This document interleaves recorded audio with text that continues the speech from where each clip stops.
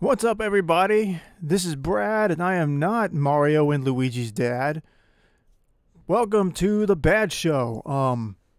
It's been a little bit since I've done one of these. The current day, as I am recording this, is January 1st, 2021. Happy New Year, everybody, and I guess a late Merry Christmas and all that stuff. I wanted to do a show right before Christmas and didn't get to, but that's fine. Hope everybody had a nice holiday season. You know, I always enjoy the holidays. You know, they're fun, but they're also stressful. So, just a very busy time of the year. But yeah, that last little 3 month stretch to the end is always a good little roller coaster ride every year. But anyway, we're gonna kick things off right off the bat. Get into some things. These announcements right here are a little late. This probably won't be a very long show, but I just wanted to cover a few things that caught my attention over the last week or so. And this one being that Yoruichi from Bleach is joining Jump Force. I missed this. Apparently this leaked a little while back, and there's the last character will be a JoJo's Bizarre Adventure character. But I liked Bleach when it was on. Like, I liked early Bleach. You know, I don't really have much. I don't think Bleach is the best show really overall. But I would be lying if I said that I don't enjoy watching it. And I've actually I've looked into some of the Bleach lore and stuff, and it's interesting to read up on. But yeah, Yoruichi. I'm sure a fan favorite character. I even posted when I saw this on Twitter. I said, "There's now a game out there where Yoruichi can fight Frieza." And see, that's the whole. I feel like I'm saying this every show now, but crossovers will always work, and this is just no exception. Yoruichi versus Yusuke, Yoruichi versus Goku. I mean, it's games like this will always. And I understand. Jump Force has its issues. I understand people don't like the art direction because they try to make the anime characters look realistic. They tried to give them sort of a realistic look because they were in the real world while still trying to retain their anime designs. And I get that was off-putting to people. I personally am not bothered by it much, but I actually haven't played Jump Force before. I have it now. I got it for pretty cheap right before Christmas. So I'm excited to play through that for you guys on the channel at some point.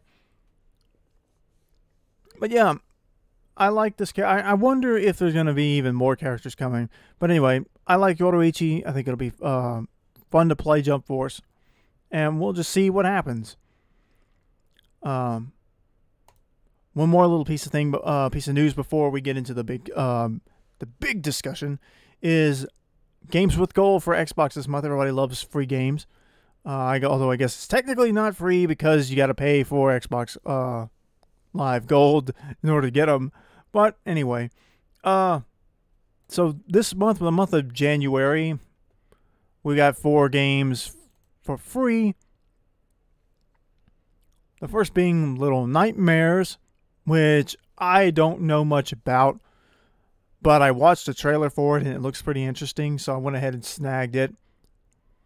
It's like 11 gigs. I wasn't expecting it to be that big, but oh well. Dead Rising, another interesting game there. Little Nightmares will be available all of this month, and then Dead Rising will be available starting the 16th through February 15th. So that one's not free yet.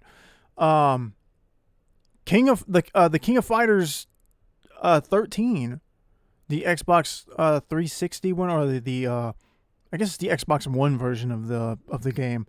But anyway, that is free already for half of the month. I actually have already downloaded that one and played it some.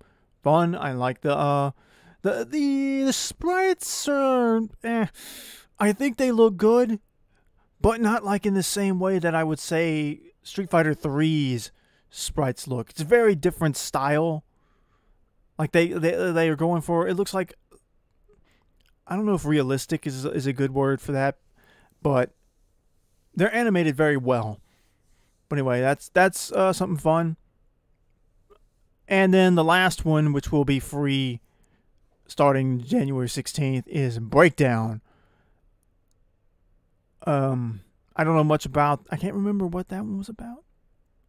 I think it's a first-person shooter. I watched the trailer for it, and it was like, yeah, I'll probably play this a little bit, but I don't really remember what that one was about, and I hate that I don't remember it now that I'm sitting here talking about it. But yeah, there's just some free games to get if you've got Xbox Live Gold. Because I know everybody always loves free games. Now I'm going to move on to a big topic I want to talk about, because I originally had planned to spend an entire show breaking this down, but I got to say something about it first in dealing with Super Nintendo World. And I'm going to praise the crap out of Super Nintendo World in just a second, but I do want to say before I do that, there was a leak that came out about Nintendo dealing with a 3DS hacker. And from what I understand, the hacker wasn't stealing content or anything like that. I believe the hacker was mostly just playing around with the hardware and just trying to, or the software, and just, or whatever the case was, and just basically wanted to know how the 3DS worked.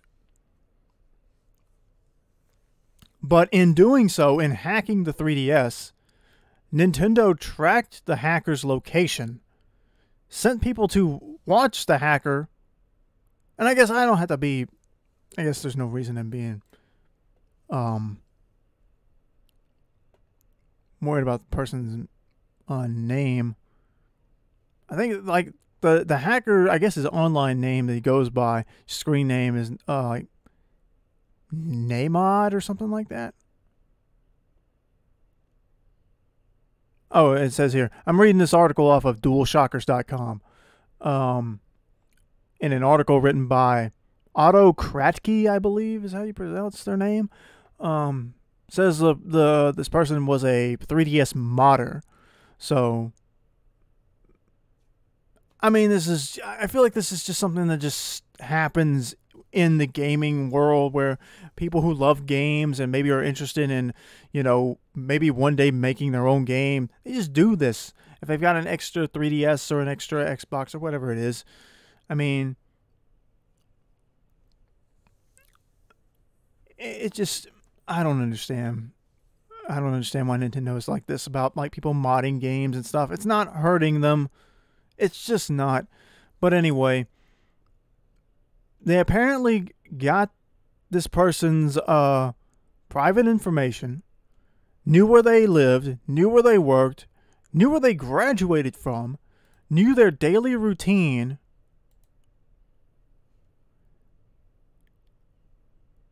and they even put together a small group of people to confront the guy. And basically what happened, I think, was they, which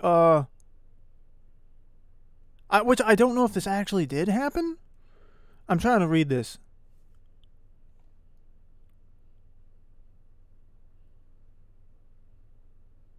I don't know if this actually happened or not, but, I'm trying to see, like, it's a leak of a detail of like at least a plan. So I don't know if this actually happened, if the whole plan carried through. Like, I don't know if they actually got to the point where they confronted the person or not, because this particular article doesn't say so. But they were going to, or they had it in their plans to confront the person. And according to this DualShockers article, they basically, the plan was to offer him a job to work for them to better secure the 3DS, because of course if somebody can hack your console, then you would go to them to make it better. But then apparently Nintendo was also open to filing a criminal complaint against them too.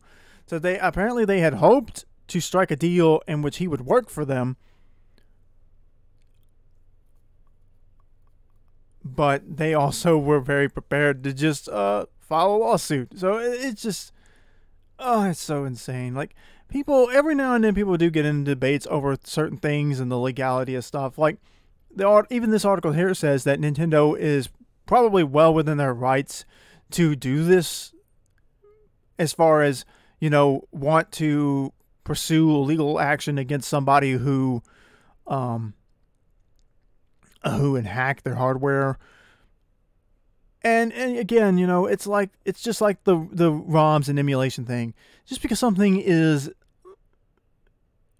maybe technically illegal doesn't mean that the company, that it's ethical for the company to pursue it in such a way. Not always is something illegal immoral, and not always is something that's illegal moral. That's just laws evolve and change over time. Look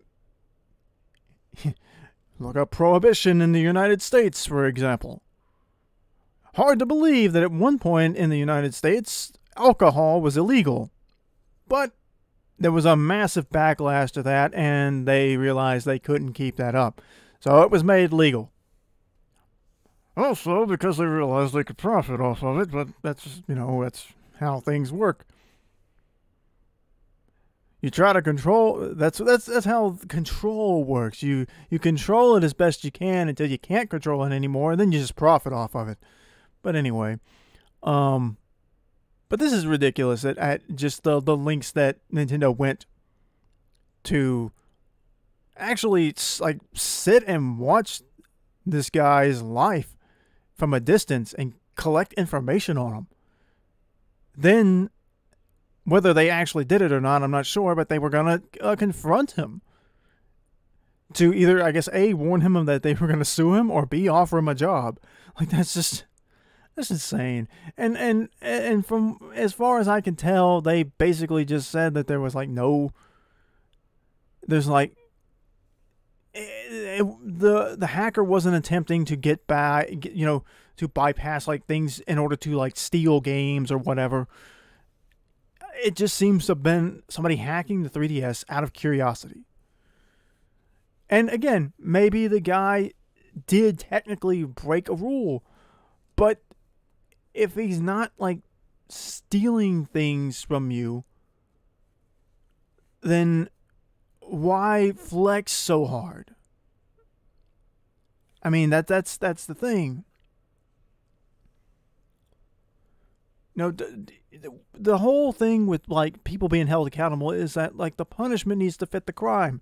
If somebody steals a $2 candy bar or something, you don't throw them in jail for 10 years. That's not how you approach things. But I just wanted to say that, this is very, I wanted to say that as somebody who loves Nintendo's games and what they present themselves as. And I've been a Nintendo fan practically my whole life. And I love the game so much. And to see the company side of it just complete, be the polar opposite of their public persona, it's depressing to think about. And I don't know. Hopefully nothing happened in that, as far as hopefully somebody, especially with these leaks, and there have been other leaks, but I don't really want to, it's mostly just, I think, game related stuff and stuff related to Super Nintendo World. Which is why I want to talk about it, because I think that before I fanboy out over Super Nintendo World, I thought it was important to talk about this too, so that I can, because I want to be fair. Because I do think Nintendo is creative, and I do think they deserve all the credit in the world for things like all the Mario games. But it's also important to criticize their business decisions and how they operate, as a business, and not just as entertainment. Super Mario Odyssey could very well be one of my favorite games of all time, but before it's all said and done, because I keep flirting with wanting to put it up higher. And I feel like if there had been some DLC content in Mario Odyssey, I probably would have it like a three-way tie between Mario 3 and Mario 64. But like, you gotta be fair. The company makes good games, but they make terrible business decisions in regard to their relationship with their fans and their customers, and it's just no excuse for it. And it seems like a lot of people have agreed that, you know, it seems to fly in the face of some of their own heads over the years, like Iwata, where he's like, you know, we can't treat our fans and our customers like, you know, like criminals, like that kills your business. You know, if people are having fun with what you make, you know, to treat them like a common criminal, like a thief or whatever, you know, it doesn't make any sense. So, well, that's not an exact quote from him, and I can't remember what it exactly was, but that was along the lines of, like, yeah, like, we can't attack the people who we expect to buy our product. But anyway, I just wanted to be fair before I go into the theme park talk, which we are going into now, because what I originally was going to do was spend an entire episode of this breaking down the Nintendo Direct, where it was 15 minutes of showcasing Super Nintendo World. And I've watched it a ton of times. I've watched a bunch of different reactions from YouTube of people checking it out. And honestly, it looks so cool. I don't know how this would stack, you know, in terms of like my opinions of, say, like Disney World, because I love, again, Disney, again, is sort of the same boat here in terms of, you know, love their content. Terrible business practices. But anyway, I want to talk about it strictly as far as a theme park goes. So the Direct opens up with Miyamoto. And of course, as everybody has said who I've seen, you know, watch this, there was nobody else to do this than Miyamoto, because Miyamoto, he is just, every time you see him, the guy looks like he's just happy to be wherever he is. He's always got a smile on his face, and you could just feel his excitement, you know, through whatever screen you're watching him, be it your computer, a TV, a cell phone. You know, you could just tell he's happy to be where he is. And he's happy to see his creation, you know, develop into what it is. You know, I'm sure all those years ago when he created Mario that he never expected there to be a Mario theme park. You know, and to have it be a worldwide attraction at some point, because you know good and well, if people are going to be able to actually travel to Japan to go check this out next month when it opens, you know, for, you know, unless something, you know, something to do with this freaking pandemic was to change things. Next month when they open this up, there's going to be people from as many different places going as possible. And should they ever finish like the one in Orlando, you know, that one's going to explode too. So people are going to just rush to go to that park. But they open up with Miyamoto popping up out of a drain pipe. I saw some people wondering if it was actually like the scenery looks so alike to the games that people actually thought that in the opening Miyamoto was just in front of a green screen, but he wasn't. So right off the bat, they show you the entrance into the park is of course a giant warp pipe. And it looks like they took inspiration from, I think it was Mario Party 2, where you select what kind of game mode you want to go to, and then as you select the board, and then when you are selecting the game conditions and, you know, rules, you travel into a drain pipe, and it just goes on forever until you finish, and then you come out the other side onto the game board. So that looks like the inspiration there. It plays the warping sound effect that they've kept for years and years, and I'm so glad it is that they did that. And once you come out on the other side of the drain pipe, you're in Peach's castle in the lobby with the music playing, portrait of Bob-omb Battlefield there, which strangely enough has Bowser Jr. in it, which I'll get to in a minute, because they didn't really explain that part, but Bowser Jr. is a thing that they bring up later.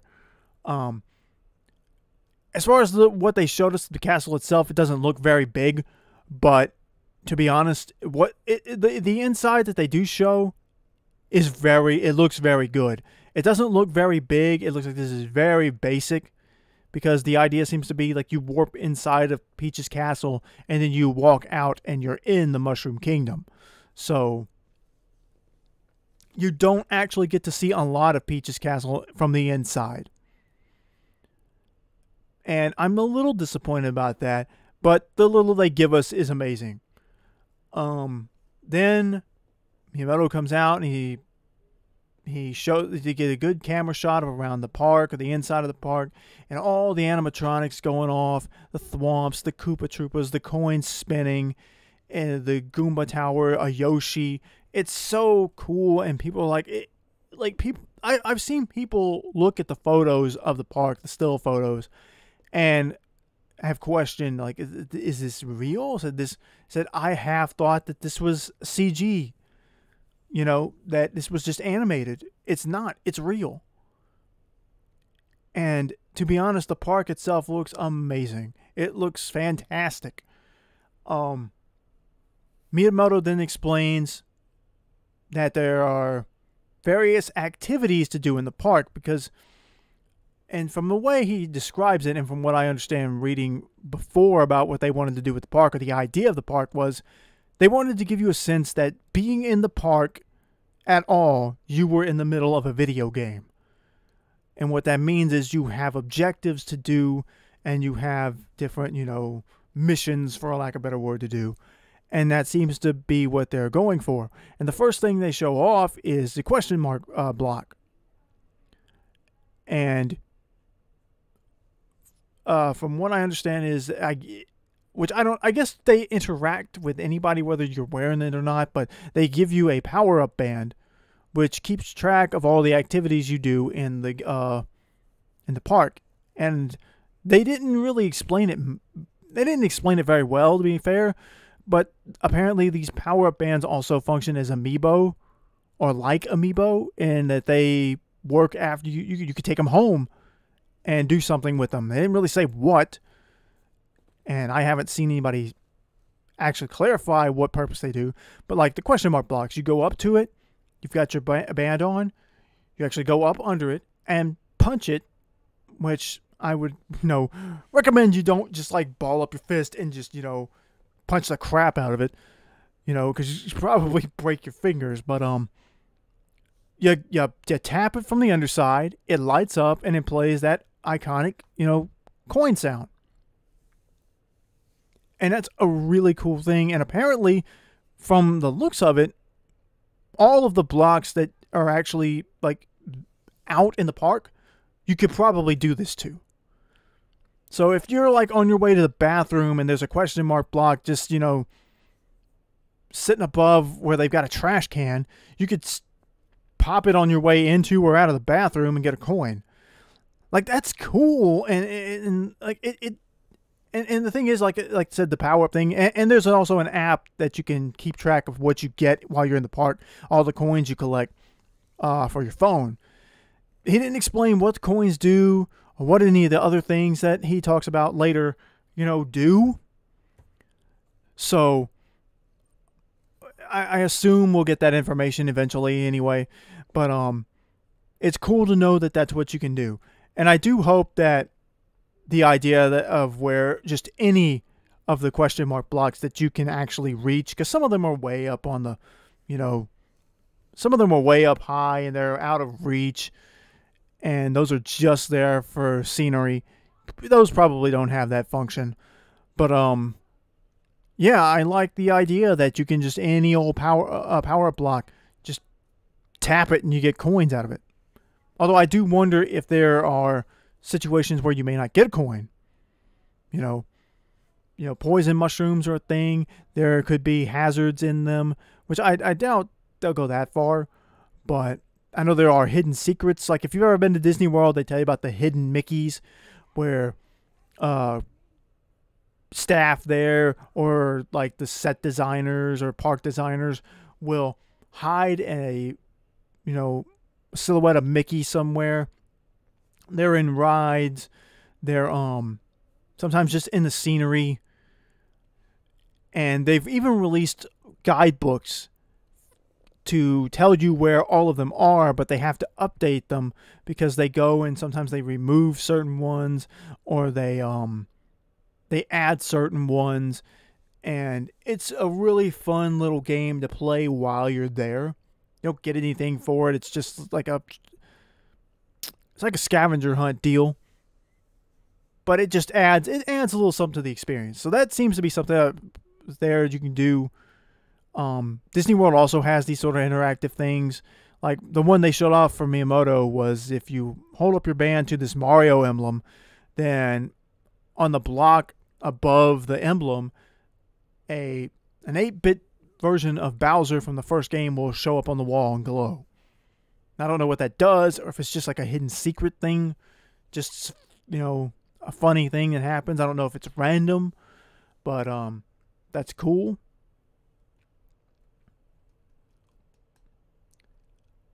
He didn't show it off, but he walked by another activity, which is like, it's a boss activity, it seems like, or an enemy activity. It was a giant sleeping piranha plant. And on top of the piranha plant was a coin key, or a key coin, my bad. And he said he didn't want to show that one off, so he tiptoed by it as not to wake the piranha plant up, which is cute, of course, as we all know. And the whole time, he's just got a big smile on his face. It looks like he's having a blast. Then he shows off the Koopa Troopa game, where it's a timing game.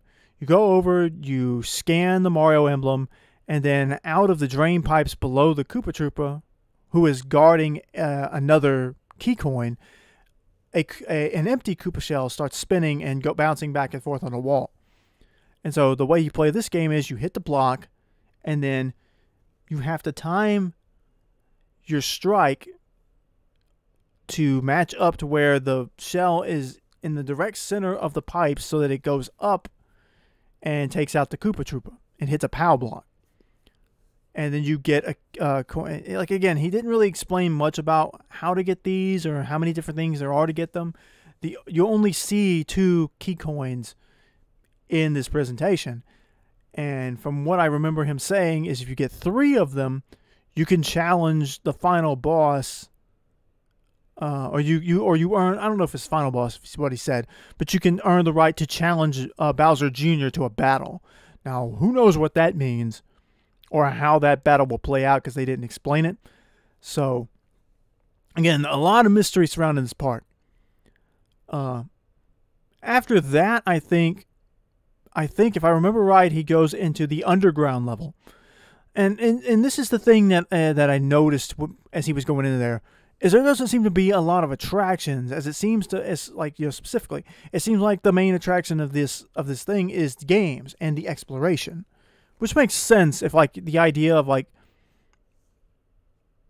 a theme park serving the purpose of like a 3D sandbox game like Mario 64 or Odyssey, where the exploration is the adventure. So that's kind of a cool idea. There's probably not going to be a whole lot of shows or rides or anything of that sort. It's mostly probably going to just be these game activities and just being in the park and seeing what all hidden things you can see. I couldn't really tell how big the park was, which will, I always thought like the overall, like the promotional art made it look small, at least compared to like a huge park like Disney World. I mean, those parks are humongous. So, I don't know. It probably won't be that big. But, I do know there's supposed to be a Donkey Kong Country Land. So, they didn't show that's why, like, this 15 minutes, they don't show you all that much at all. But what they do show you gets you very excited. Anyway, the underground level, you go in, it's pretty dark. It looks like a classic underground level. First thing Miyamoto does is he's going around a corner. It's like a really tight-knit, like, maze. But first thing he finds is, of course, a regular brick block. And, of course, he punches it and gets a coin from it and he goes on. Then there's some bombs on the wall. They glow and they can explode. There was 2 of them I saw. Miyamoto acts like he got hit by the second one. And then you see in the maze, it starts lighting up. And you hear the power down sound effect. And Miyamoto explains that he's become small. So, like, of course, everybody knows if you're playing a Mario game, if you get hit in the traditional old Mario games, you shrink. You become Mini Mario. Which is when you are at your most vulnerable, and if you get hit again, you die. So this area seems to have reflected that, and the underground level opens up, and all the blocks that have made this maze are all now big. The question mark blocks are big, and there's a bomb. That's a big activity that Miyamoto said. It's huge too, but he skipped right past it. He said, "I'm saving this for later." So I assume that that's supposed to serve like a boss-like character, just like the sleeping piranha plant. But anyway, Miyamoto comes out of the underground level and says, he's back to normal size, and he says, "Let's go to the next place." And he shows up a gift shop, which is cool, but it's just a gift shop, and I don't remember if it's here or if it's at the next place or to the restaurant, but But Mario and Luigi actually come out and stop for a photo with their dad, as he calls himself. And that's really fun too. But apparently, just like Disney World and some of these other big theme parks, you'll be able to meet the Mario characters. From what I know, you can meet Mario, Peach, Luigi, and Toad. So, and it looked like Mario and Luigi's faces were animated, just like they do at Disney World now with Mickey and Donald, where their mouths move and they can blink. And I couldn't tell if they just added it in post filming, but it sounded like maybe the Mario had actually said, like, let's go, or what, it sounded kind of like they actually could talk. Not that whoever was in the costumes were talking, just that maybe the heads actually will play recorded audio. That would be interesting. I don't know if I would want that or not, but I don't know how I personally feel about that. But it's neat anyway. Anyway, after the gift shop where they say, there will be items and toys here that you can only get here. And after that, they move on. He shows Miyamoto's eating popcorn. He says there's caramel peach and then mushroom flavored popcorn. And I like popcorn, but I don't think I want to eat mushroom flavored popcorn. I just don't. Sorry, I can't. Like, I get what they're doing, and they do this in the restaurant too. Go to what's it called? Kiopio's, I think. I can't remember what it is. It's Toad's. It's Toad's Cafe is basically what it translates to.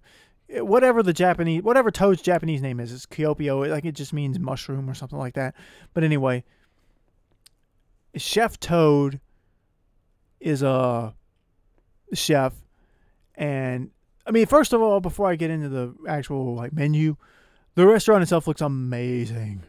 There's power-up emblems on the roof, and there's a big drain pipe on the roof coming down. And in it, there's a big window, air quotes window, where you can watch the Toads cook your meal in the back. You can watch them do their work while you wait. And of course, it's animated, of course. But it's such a good little touch to add. Now, the menu itself, the food looks so good, but apparently all the recipes incorporate mushrooms into them, and I've only eaten a mushroom once, and I didn't like it that much. It was on like a kebab, but I don't know, if I could get like a burger, get the mushrooms off of it, I might do good. But maybe I just had a bad mushroom or something. I don't know. So who knows? Like, I hope that all the food isn't mushroom flavored or like that, because that just seems like overdoing it, in my opinion.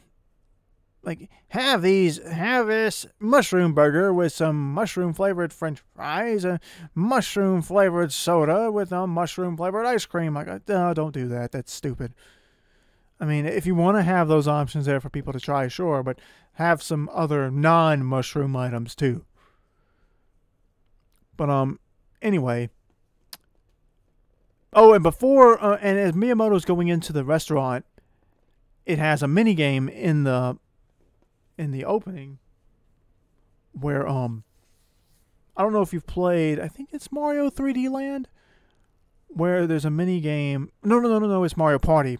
I know it's in Mario Party, where you pick between the small box and the big box. And you don't know which one you're going to get. But anyway, Miyamoto played the game, and he picked, I think he picked the big box. It gave him a set of coins, multiple coins. The other option he didn't pick was a bell mushroom. So they didn't explain what any power-ups you could collect could do, only that you can collect coins. So that's interesting. But I do like that, again, this restaurant, while you're waiting to be seated or have, somebody, show you, take your order or whatever, you can go up there and get you some coins. See, that's what it makes this interesting, is the interactivity. And if the interactivity is not good, then I think that's going to hurt the park overall. I think the overall spectacle of going to this works in and of itself. This is a Nintendo theme land. Okay, cool. But if the games and the idea of being in a game doesn't quite work, then people may opt out. Now, I still think this is going to be a gigantic success for them, but I hope that they've thought this through on how people will be able to interact with the park itself. But anyway, that's just sort of, I don't know. We'll have to see when the park opens how all that works. The final thing they close off with is a tease of the Mario Kart ride. Miyamoto walks off these stairs. It's in Bowser's Castle, and Bowser's Castle actually looks really good on the outside. It looks like it's mostly modeled after the 3D Land version of Bowser's Castle, with the big Bowser head that opens up and you walk through his mouth. And then the inside is actually a direct reference to Mario Kart Wii, I think it is, where a big golden Bowser statue is standing in the middle of the hallway. Looks really, really good. Then you go down the hallway further, and there's a giant case of trophies from across the Mario Kart, of like the Mushroom Cup, the Fire Flower Cup, the Star Cup. They look so good. And then there's a unique Universal Cup that has a letter from Bowser challenging Mario to a big race on a course that he has made himself, and which is, of course, the ride. Now, the ride apparently also incorporates AR, which means I figure, you'll ride the ride, and then the AR glasses that you get will superimpose, I suppose, other racers in front of you. Probably the mystery blocks that you run over and run through to get power-ups in the Mario Kart games, and just any other special effects like that. But that's what I figure that'll do. Now, my question there is, of course, clearly I think this is also going to be a game in some way. So, are the power-ups predetermined? Do they change the ride in any way? Do they actually mean something? Do you get a reward for riding this, or for doing certain things while you're riding it? Is there any interactivity in the Mario Kart ride? That will be a big tell as to how much of a draw this ride is. But, I mean, it'd still be a draw, because it is a Mario Kart roller coaster, effectively. I don't know how much of a roller coaster it actually is. I don't know if it's going to go upside down or whatever. But anyway, I expect it to be fast, and I expect there to be a lot of craziness in there, because that's just what Mario Kart is. But that's pretty much all that they really show. They tease you just enough to get you excited, and then they cut you off. They don't really demonstrate. The most significant demonstration was the Koopa Troopa game. Basically explaining that, from the looks of it, all of the question mark blocks or the brick blocks are interactive as long as you can reach them, I guess. If you can reach it and punch it, then you can get something out of it. I would hope that that's how that works. And I guess the food, that's another big one. And of course the teas of the ride, but they don't really give you much other than just, oh, look how pretty this, this building is. But anyway, that's all I got for today. Next month we'll see this park open, hopefully. And I know I've seen some people say that they're definitely going to go to Japan if they can to check it out as soon as they possibly can.